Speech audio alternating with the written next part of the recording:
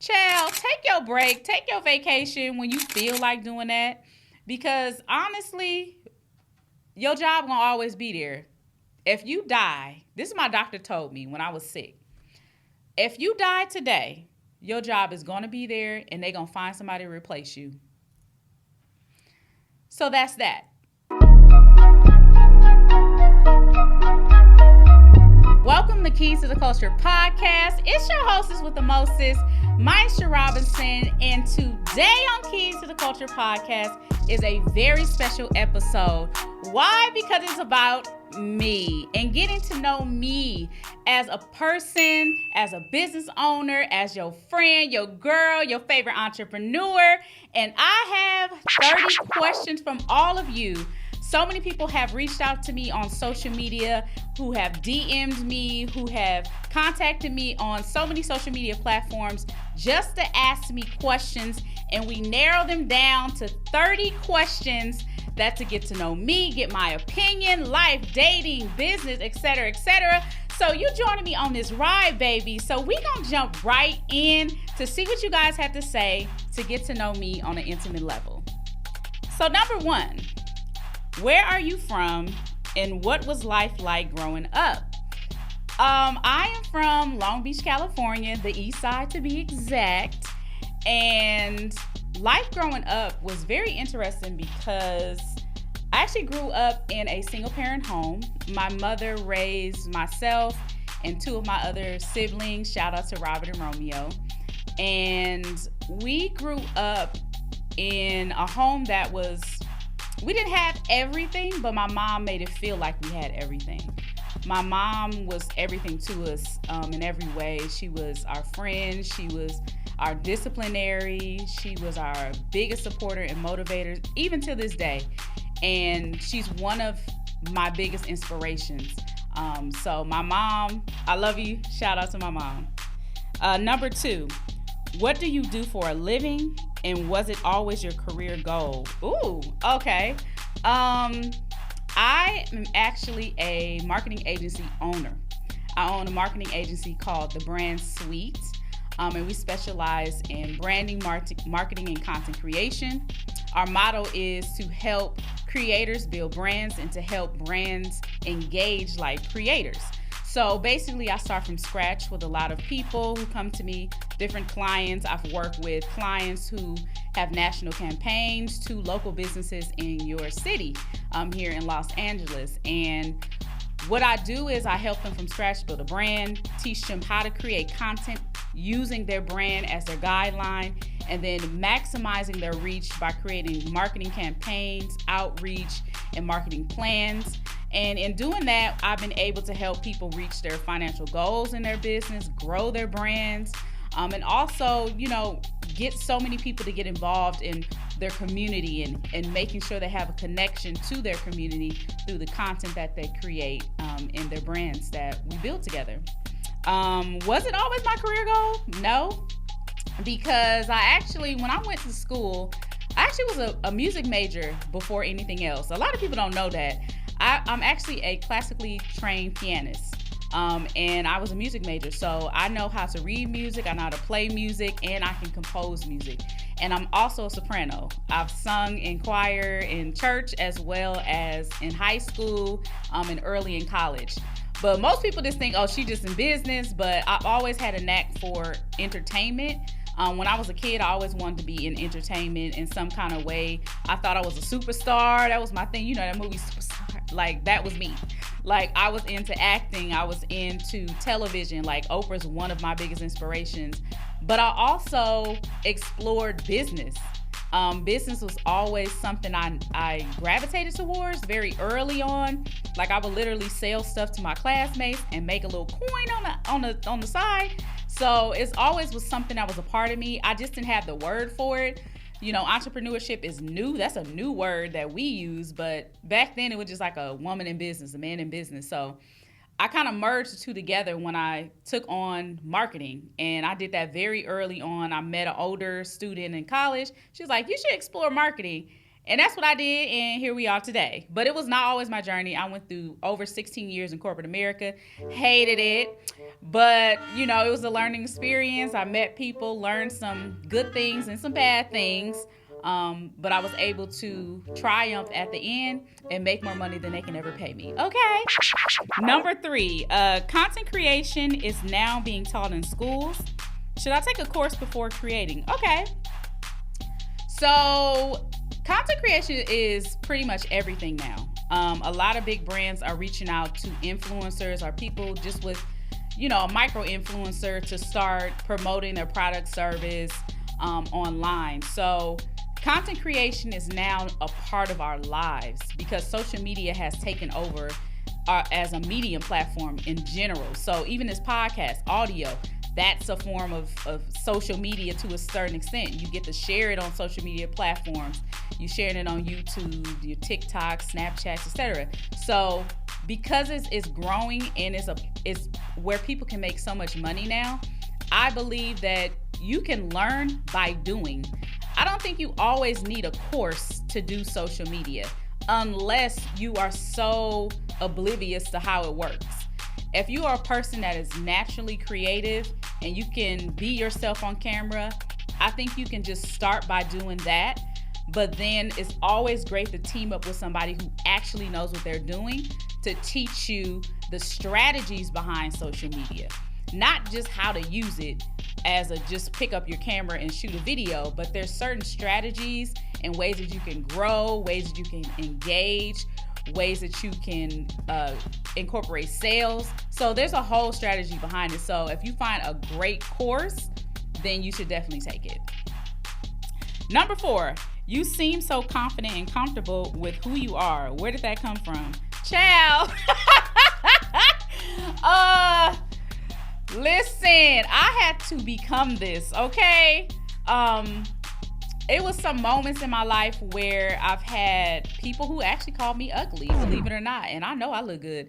But I had someone call me ugly. I've had people critique me on weight. And what people don't know, I actually have PCOS. It's called polycystic ovarian syndrome, where it's a hormone imbalance. So my weight will fluctuate.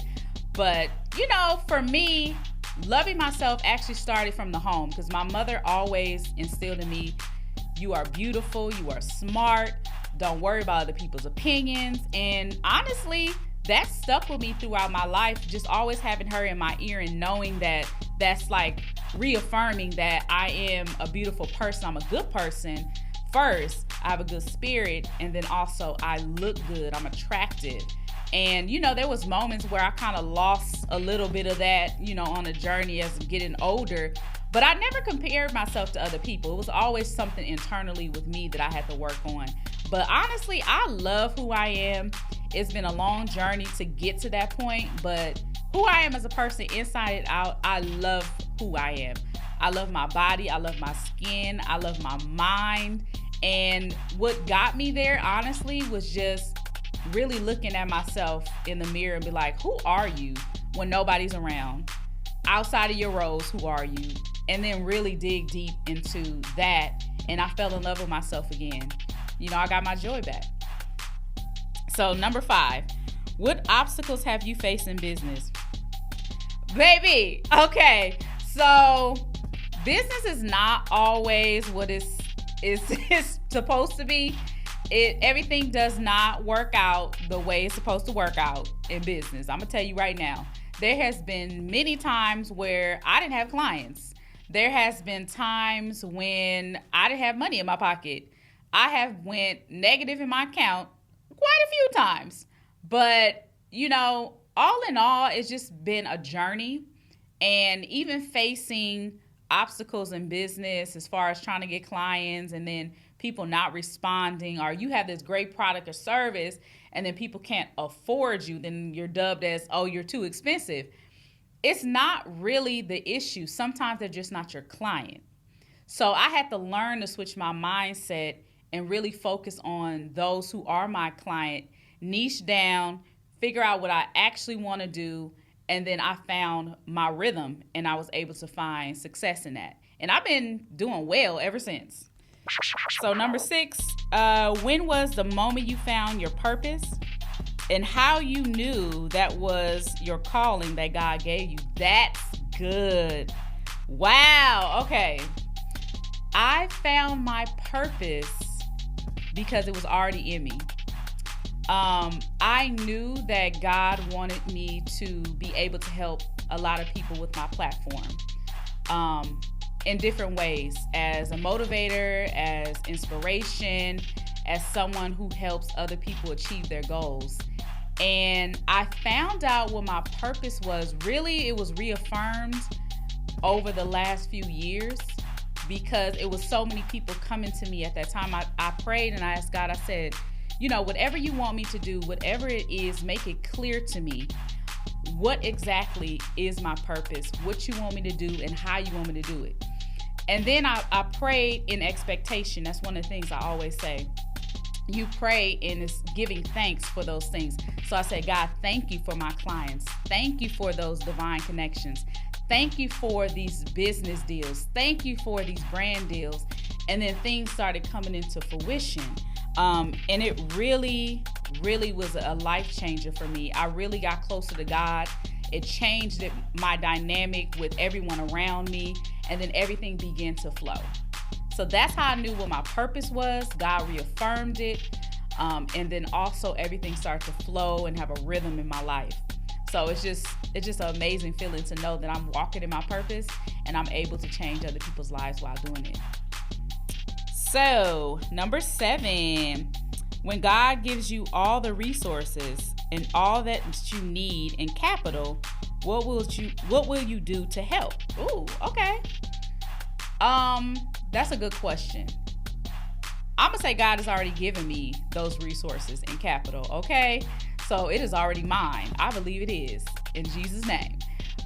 So with the resources and capital that I do have and how I will, help others, I'm assuming, is by creating different programs to help people not only develop in business, develop in life skills, and also help them to function in healthy relationships, whether that's personal relationships or business relationships.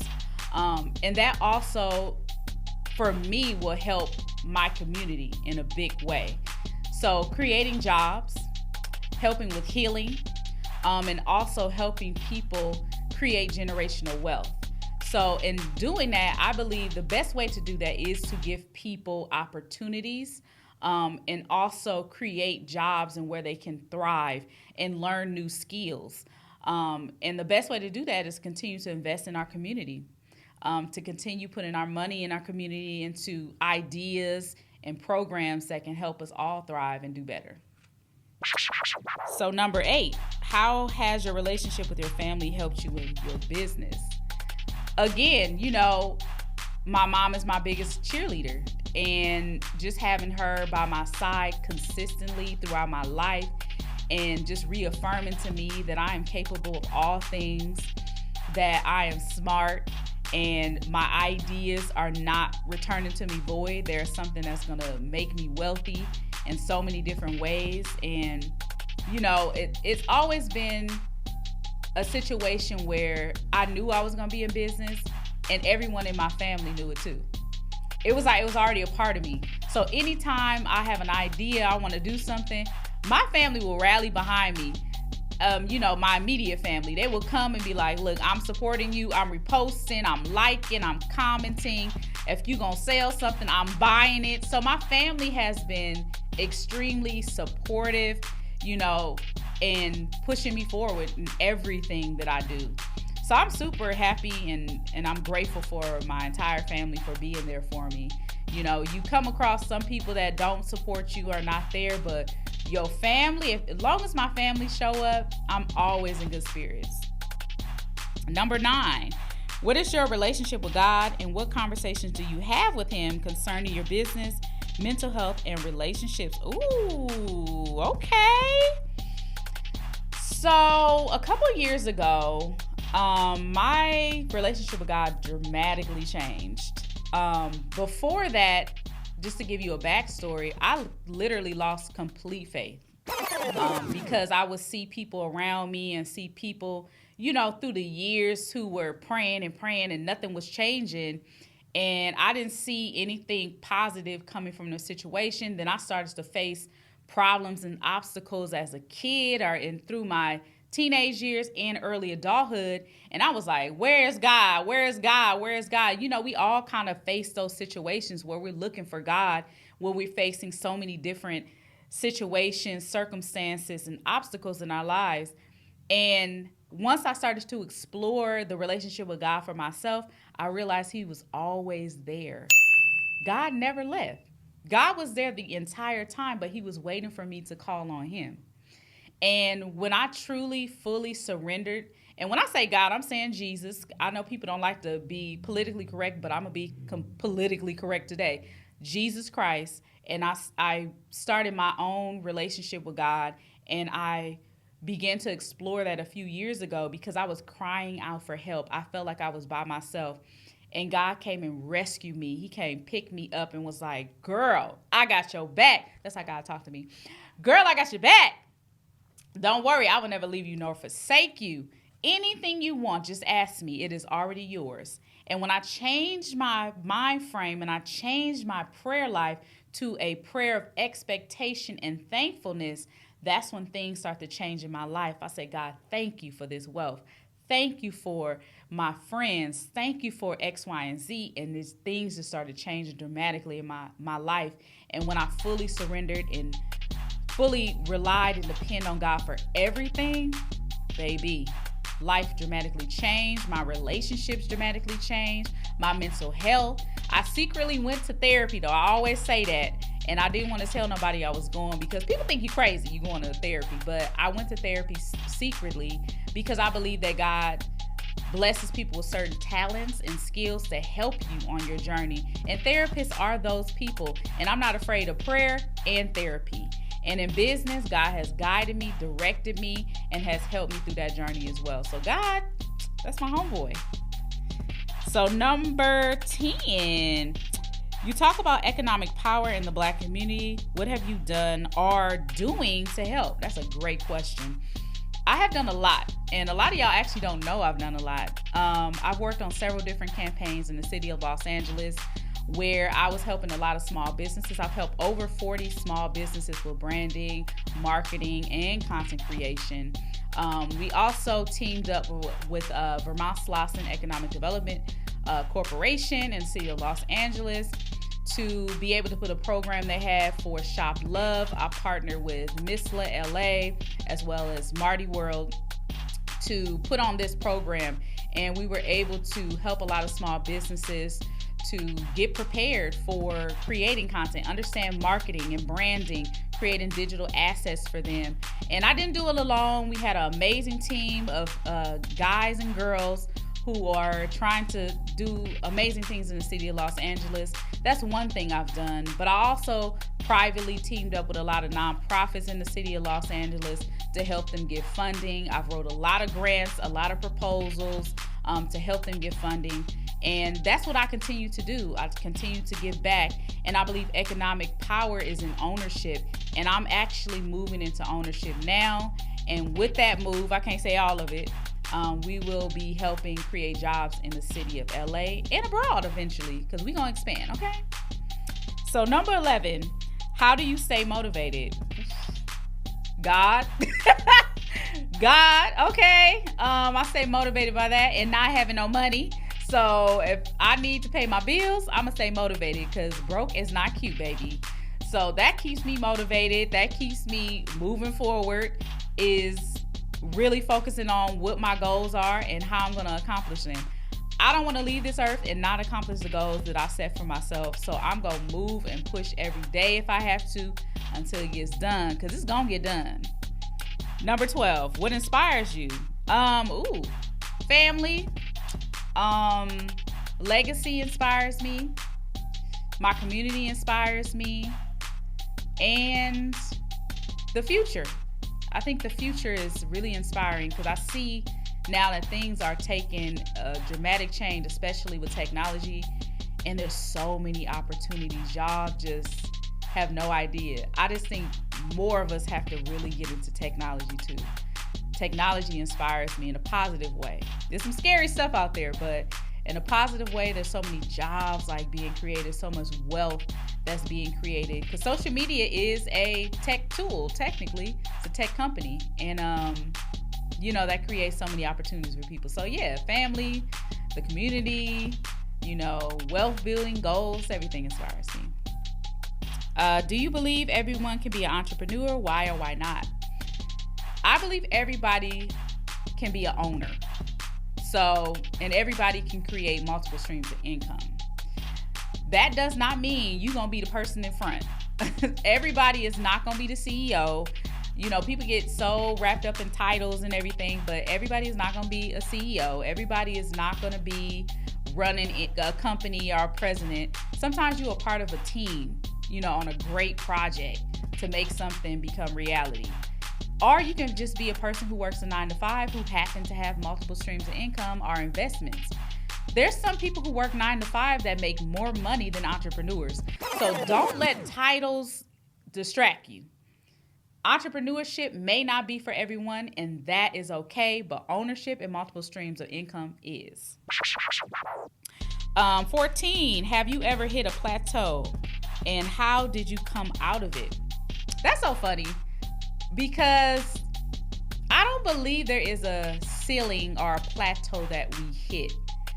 I think a lot of it is a loss of motivation for some reason, or maybe it's just a lack of interest in something, and I've done that multiple times.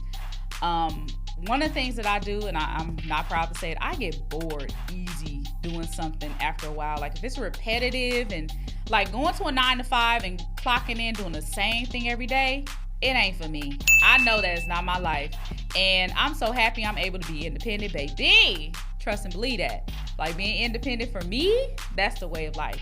But like I don't feel like there's a plateau or ceiling that I've hit yet. I think possibilities are endless for anybody. I think the sky is not the limit, it's the view. Shout out to Switch Beats for that. I just feel like there's endless possibilities for all of us to grow and evolve throughout our lives and get our hand in a little bit of everything. Shoot, we got one life to live. You better live it to the fullest. So number 15, what is your favorite Black business and artist right now?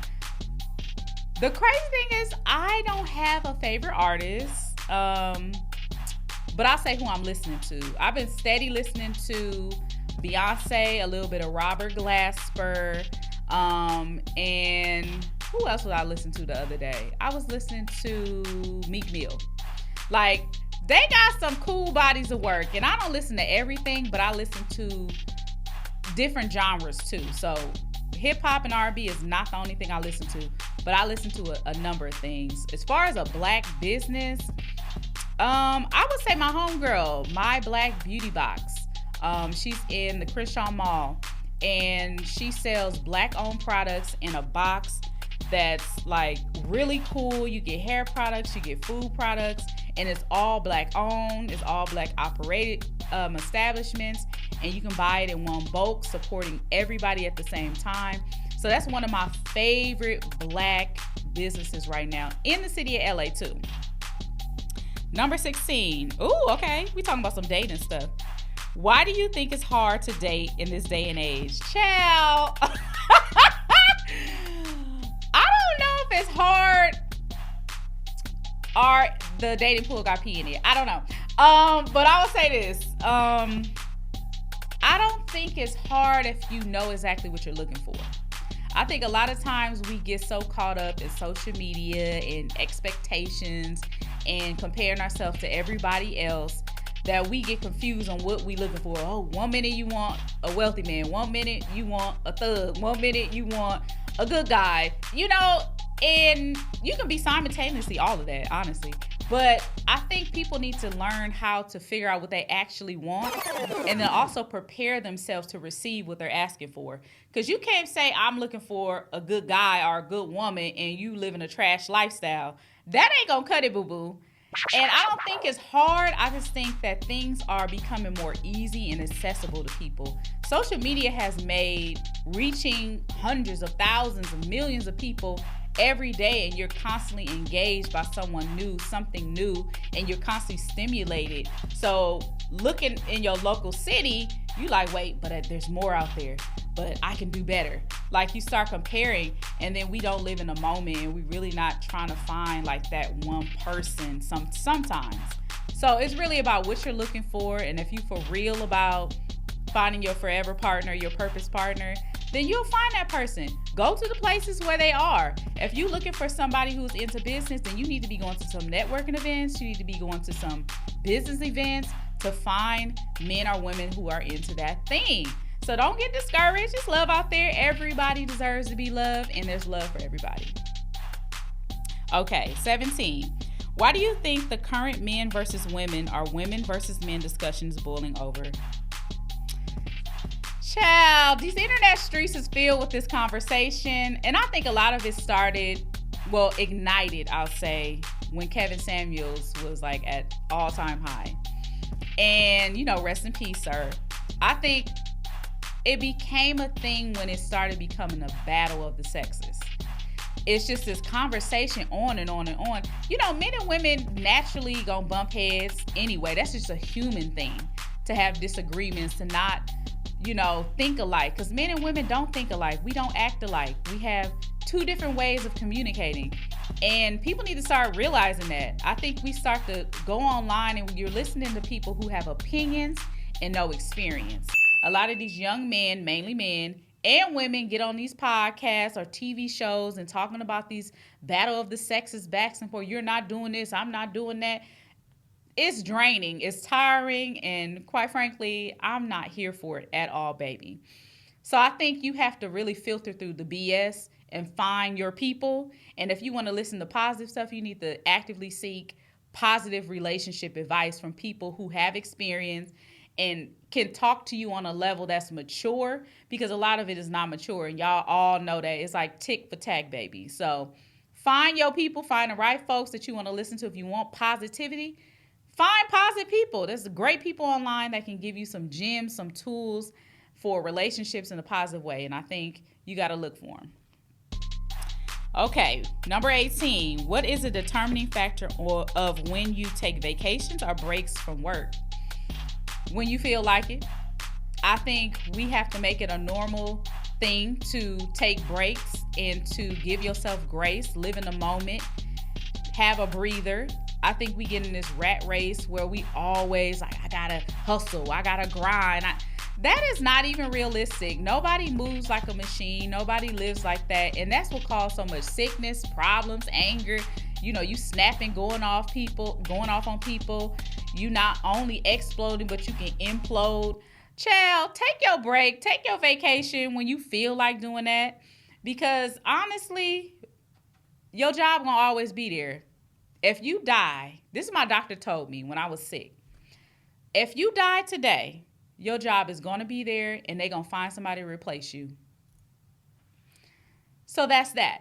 Hey, it's your girl Miesha from Keys to the Culture podcast. Are you a creative building a brand and want to take your business to the next level? Then listen up, because I got some exciting news for you.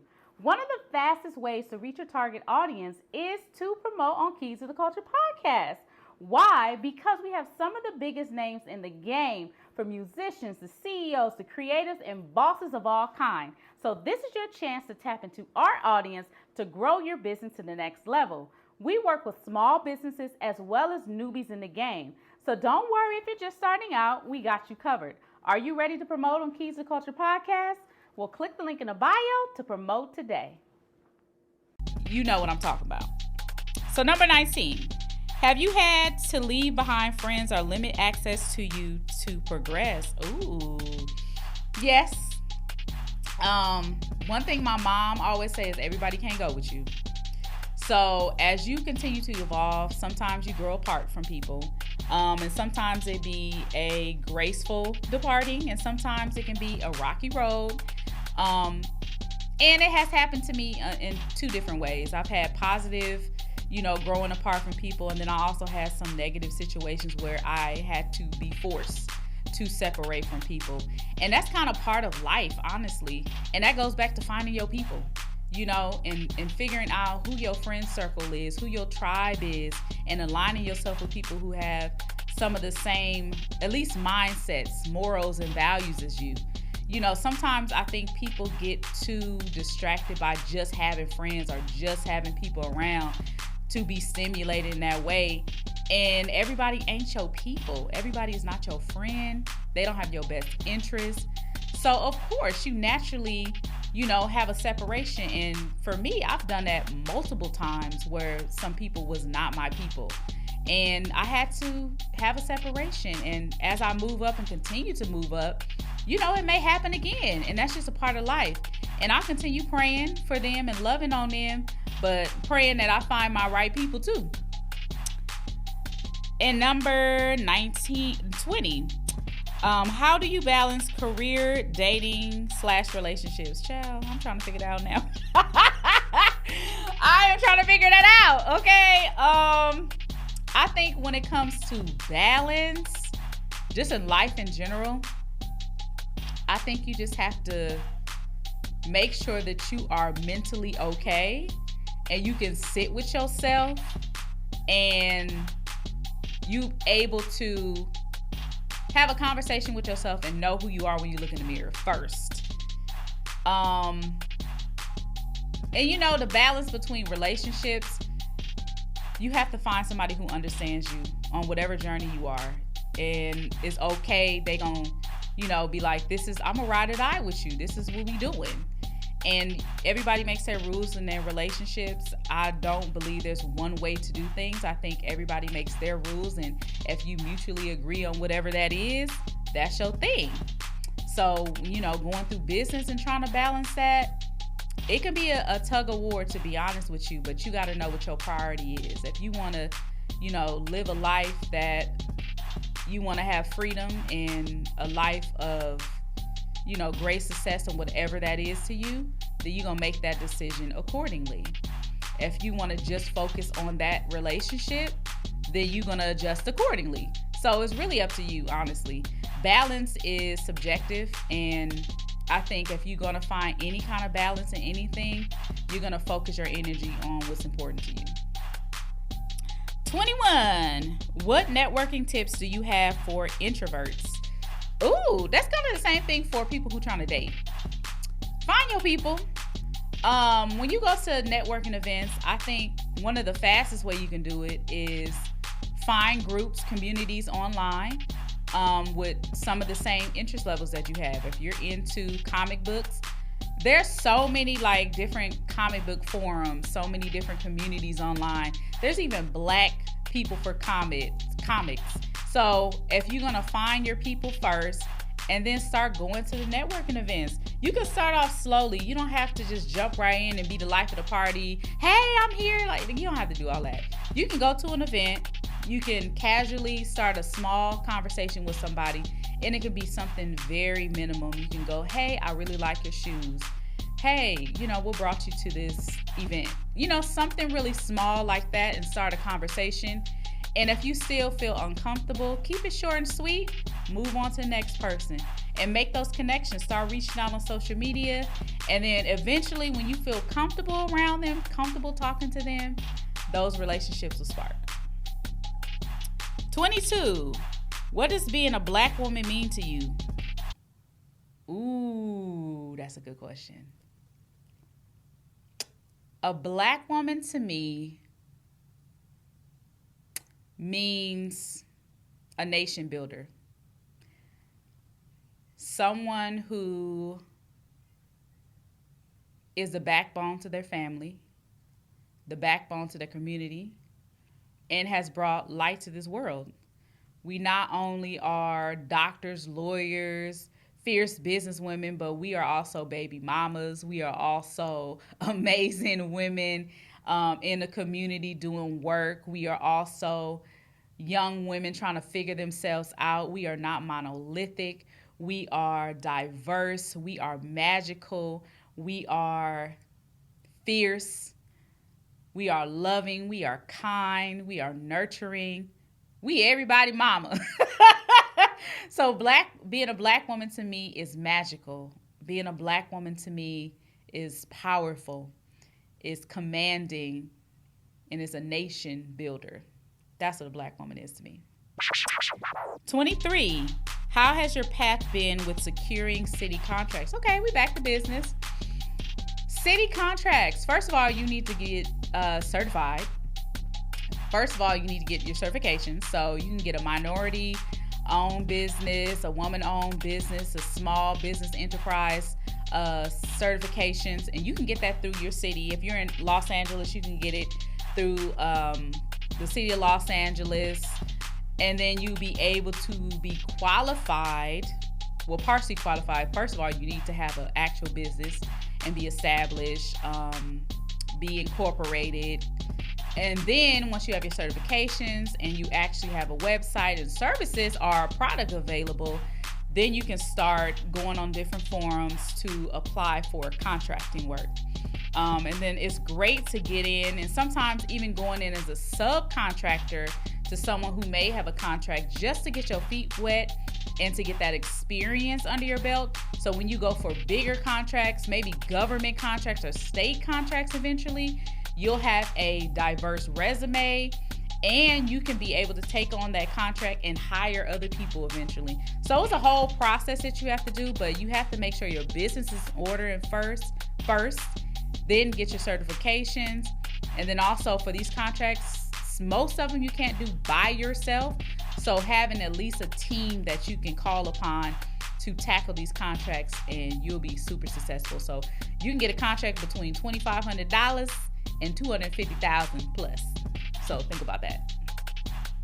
So number 24, how has your path been with obtaining grants? Oh, so I, up until the last year, have been gaining a lot of grants, honestly. So there's so many opportunities for grants. Man, City of Los Angeles, the SBA, state grants, even government grants are available. Honestly, like I said before, with all the other stuff, getting your business in order. Get your business in order. Make sure you are properly set up as a business entity. Making sure that you have an online presence. Just because they're going to go and check. Make sure you a legit business, right? And making sure you got your financials in order, because a lot of times they want to see that. They want to see that your business is profitable, or your nonprofit is a nonprofit that's making an impact. Whether that's in the community or whatever subject matters you are focused on. But you have to be legally legit first.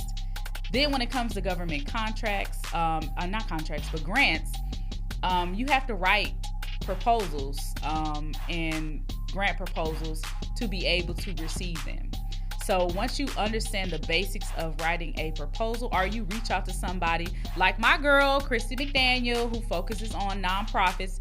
If you want to do for-profits, then you call me and I can write that for you. So you can come and utilize our services for the Power Legacy or the Brand Suite, and you'll be able to, qualify and be able to get those grants. Or we can teach you how to do it. So number 25, outside of your services, whose services do you use most often? Honestly, I quit using other people's services. During the pandemic, there was so many consultants and coaches that was promoting classes and courses and books and all this stuff. And a lot of it was copy and paste. A lot of it was from Google University. So, and the funny thing is, I've learned a lot what I learned about business by trial and error, and then finding me a great mentor and great resources within my city. So I don't really use anybody's services too much. I think eventually I probably will go into a couple of different programs. Once I reach a different pinnacle of success, I'll definitely get some leadership courses that I'll probably take. And there's a bunch of different ones out there, but I'll have to vet them and really research before I do it. But, lean into your network. A lot of people will share information with you. So I say start there. So number 26, how do you automate tasks for your business to make things flow smoothly? That's interesting because I've been actually exploring a lot of different automation systems, but I think the main thing first, you have to be organized. If you're not organized, baby, you better hire somebody to help you out, make sure you have all of your stuff in order, your books in order, your files in order. You have to start with organization first. And then, making sure that you hire the right people if you have the budget to hire people. If not, you got to look into different systems to use. I've used multiple different systems. I've used, Dubsado, which is one of my friend's favorite platform. You can help automate different tasks if you are a consultant. I've used different platforms like Monday.com, Basecamp, which is more like project management tools, but they have helped me get my stuff in order. And if you can't afford different platforms, you better use Google Drive and make sure you organize everything as much as you can. And when you get somebody you can hire, they can help set up your stuff in the right system that can help you get it together. If we talk about content, you can use a platform like Hootsuite. Even Canva is coming up in the game to help you with content too, like organization. And then also, reach out to me. I'll send you a DM and we can talk about it. 27. Will you have any courses or digital products in the future? I'm glad you asked. I am. So I've had several different digital products. They actually still are up on my website, miesharobinson.com. But on the brand suite, we actually are going to be having lots of classes available and trainings for entrepreneurs in the likeness of branding, marketing, and content creation. I'm also about to add another course for leadership because I think a lot of people need leadership, and then partnering with a couple of other friends and business, connections that I have to create different courses that are going to help people get to their goals and to do it in a way that's for real, that's legit, and we know what we're talking about because we not only have experience in education, but we've done it ourselves. So those courses are coming. For right now, though, you can actually get a free content calendar blueprint. Will help you with your content, helps you understand how to create content, helps you understand coming up with content ideas, and setting yourself up monthly for a content calendar that will help you be able to push out content consistently without missing a beat. And people will love, engage, and help you grow your following. So you can get that in the link in my bio, or you can go to Keys to the Culture podcast, and you can go on there. You can get a free download when you put your email address in. So subscribe and and then you get that free gift for you. Psst, you, come here. Yes, you. Have you been struggling to stay consistent with your content? We've all been there. You told yourself you was going to post about a year ago, but you have yet to post today. But don't worry, I got you covered. Introducing the Ultimate Content Calendar Blueprint.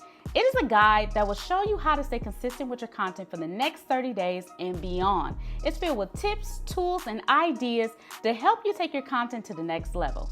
And guess what? It's completely free. So don't wait because it's going to go out fast. So make sure you download the Content Calendar Blueprint today. So number 28, what steps to start planning social content? Child, get my content calendar blueprint, which is on Keys to Culture Podcast, or click the link in my bio on social media at I am Miesha or at Keys to Culture Podcast. You get a free content calendar blueprint. It's free $99. All you got to do is subscribe, put your email in that thing, and you get that free download. Learn how to create your content from scratch, ideas, monthly content that you can put together that will help you grow, that help you get more followers. Get into it. Download it. Subscribe today. Number 29. What does Keys to the Culture Podcast mean to you? Oh, I love this. So Keys to the Culture Podcast to me means the future. This is not just a one-trick pony. This is not a podcast that's just going to come and go. This is building an empire. It is the start of something grand, and everybody connected to it is going to be able to thrive from the success of this podcast and beyond. This is only the beginning. It is the now, and it is the future. So it is a place where entrepreneurs, creatives alike can come together and build together, create amazing content, campaigns, etc., etc. I can't give too much away, but it is the now and the future. And I hope y'all stay tuned. It is a vibe that cannot stop vibing, okay? So number 30, final question, y'all. This is the last one. What's next for KTTC, which is Keys to Culture Podcast? Ooh, I like that. What's next is growth. There's so much growth. There's so much that's going to happen after this. So much connections, television, different opportunities for other people connected to the show. It's going to be multiple streams of income. Other shows. I can't say too much. And yeah, it's going to be a media takeover. That's what next for Keys to Culture Podcast. And I hope y'all enjoyed this today. These 30 questions was amazing. I'm so thankful for all of y'all. Thank you to everybody who has subscribed, liked, shared, watched the podcast this season. It has been such a beautiful ride with you guys. And this is just the beginning. This is the start of something that's going to be very, very much a change maker in media, a change maker in social media, change maker for Black creatives and entrepreneurs.